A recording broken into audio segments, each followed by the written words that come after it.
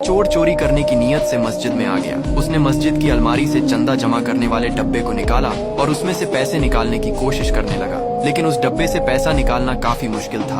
अभी वह डब्बे में से पैसे निकालने की कोशिश कर ही रहा था कि अचानक उसे मस्जिद में किसी के आने की आवाज सुनाई दी।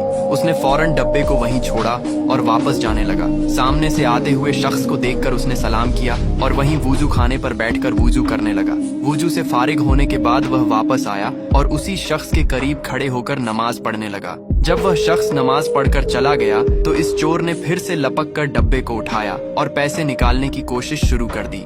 थोड़ी सी मेहनत के बाद उसने कुछ पैसे अभी निकाले ही थे कि अचानक उसको फिर मस्जिद में किसी के आने की आहट सुनाई दी। उसने डब्बे को छोड़ा और खिड़की के पास जाकर देखा तो पाया कि एक शख्स मस्जिद के अंदर दाखिल हो रहा है। चोर ने फौरन नियत बांध ली और नमाज के लिए खड़ा हो गया। उस आने वाले शख्स ने चोर के करीब आकर उसे गौर से देखना शुरू कर दिया। चोर के दिल में ख्याल आया कि कहीं इसने मस्जिद के गल्ले में से पैसे निकालते हुए मुझे देख तो नहीं लिया। वो दिल ही दिल में डर रहा था कि जैसे ही नमाज खत्म होगी मुझे फौरन ये शख्स पकड़ लेगा। वो शख्स चोर को बगौर देख रहा था। उसके इर्द गिर्द उसने चक्कर लगाना शुरू कर दिया। चोर को लगा अगर मैं नमाज खत्म करूंगा तो ये मुझसे कुछ पूछेगा। ये सोचते हुए उसने नमाज को जारी रखा और धीरे धीरे करके उसने 100 रकात नफिल नमाज अदा कर ली। अब चोर पूरी तरह से थक चुका था।